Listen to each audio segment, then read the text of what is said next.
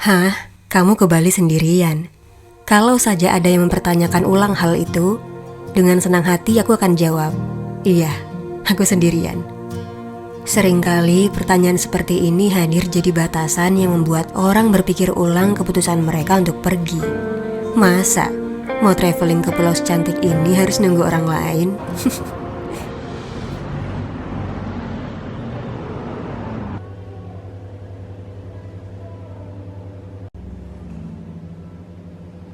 Menurut rekomendasi teman di Instagram, tempat ini adalah tempat yang tidak akan membuatku menyesal kalau datang ke sana. Sebuah kafe kecil dengan art space dan library di sisi yang lain.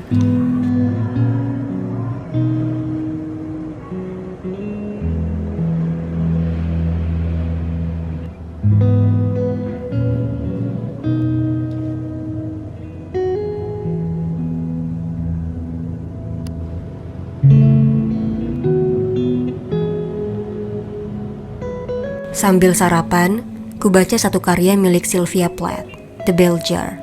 Mengawali pagi dengan aktivitas seperti ini, seorang diri selalu jadi hal yang menyenangkan.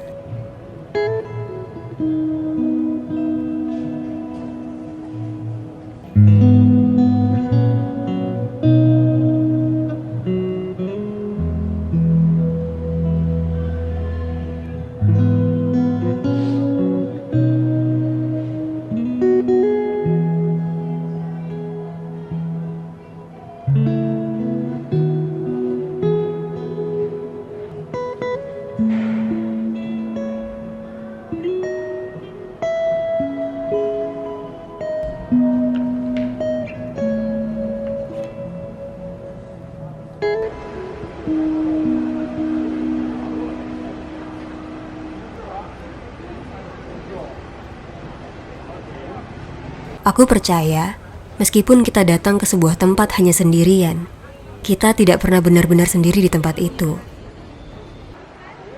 Kita akan bertemu siapa saja sepanjang perjalanan. Seorang teman dari media sosialku menghubungi, mengajak bertemu. Singkat cerita, aku setuju untuk pertemuan itu.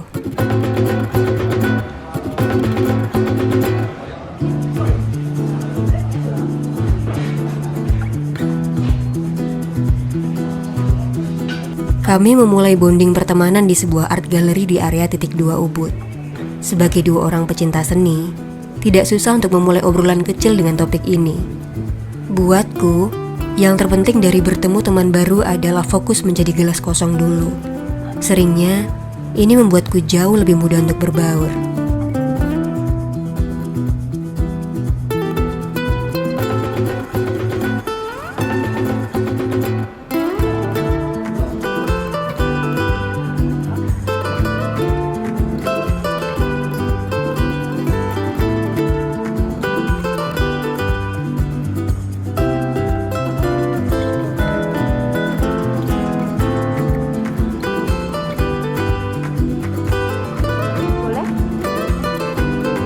Kopi atau teh? Kami berdua memesan teh. Entah karena kami berdua memang suka teh atau kami sedang berusaha menyamakan kesukaan masing-masing.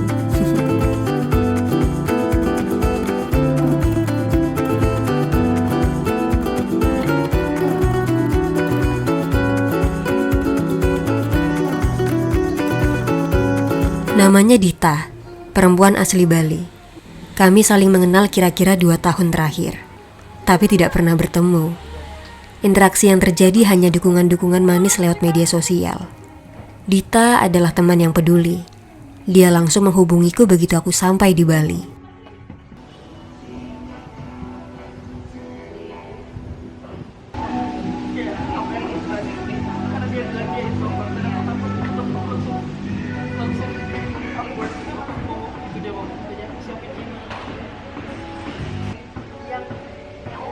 Tanpa terhalang layar, kami saling mengobrol banyak hal.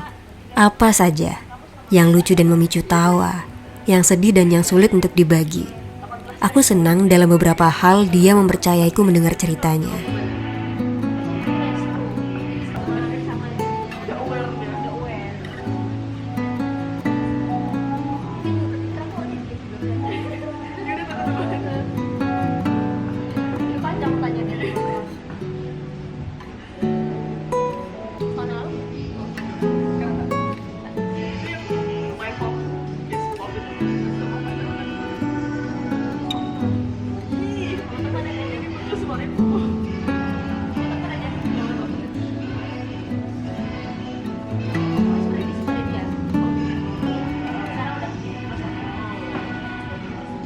Sore itu aku tidak hanya bertemu teman baru, tapi juga menghirup kehidupan yang segar. Lewat sudut pandang orang yang tinggal di pulau ini, aku jadi semakin mengenal Bali. Lewat Dita, aku tahu beberapa kosakata bahasa Bali, makanan khas Bali yang teruji lidah warga lokal, dan semua fakta lucu tentang pulau ini. Pertemuan itu terasa seperti keberuntungan.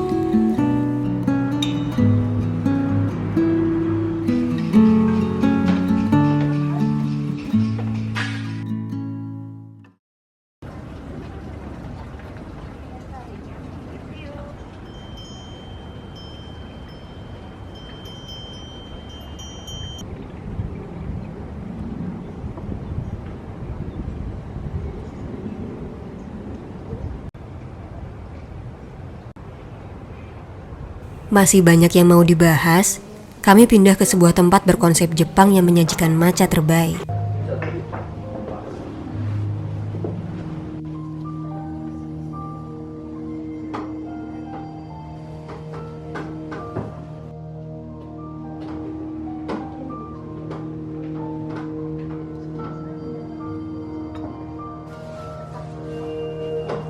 Di sela-sela menikmati minuman pahit itu, pikiranku mulai membayangkan hal-hal. Awalnya, aku hanya datang ke sini sendirian. Tapi sekarang, aku bersama seorang teman. Apa cerita yang terjadi kalau aku tidak mengiyakan ajakan itu? Mungkin, aku kan biasa saja. Tapi, tidak ada cerita baru. Tidak ada kisah baru. Atau, bagaimana jika sejak awal sampai aku tidak datang sendirian? Bagaimana kalau aku kesini bersama teman-temanku yang lain? Apa aku akan suka cerita yang itu? Atau aku cuma perlu menunggu? Karena ada beberapa jenis teman yang senang untuk menyusul. Salsa, temanku dari Jakarta mengabari kalau dia berangkat ke Bali. Dan benar saja, itu dia. Sekarang orang-orang di trip ini jadi lebih ramai.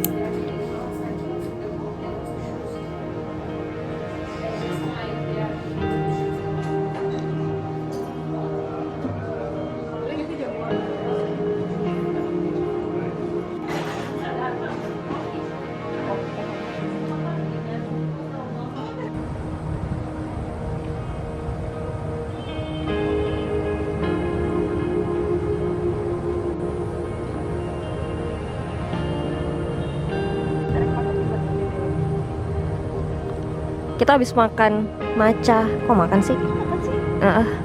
Kosakatanya berantakan. Nih, ada turis. Hai guys, aku tereliminasi hari bawa ini. koper. Kita langsung pulang aja ke rumah ya. Oke. Cekidot. Cekidot. Gak pernah kan aku bikin vlog soal ada suaranya kayak gini. Nih.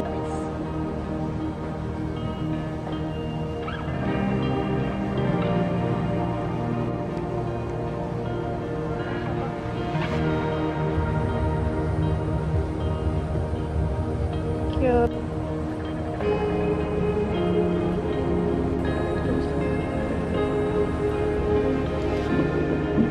Moon, tell me if I could. Setelah berpisah dengan Dita, kami menutup hari itu dengan hidangan bebek khas Bali. Lewat daging bebek yang lembut, kami menyusun rencana apa yang akan dilakukan besok. Rasanya senang punya orang yang terlibat untuk meramaikan trip ini. Dari hari ini aku menjadi paham, mungkin aku bisa melakukan banyak hal sendirian. Pergi kemana-mana sendiri, menyusun rencana sendiri. Tapi sebenarnya, aku lebih suka kalau ditemani.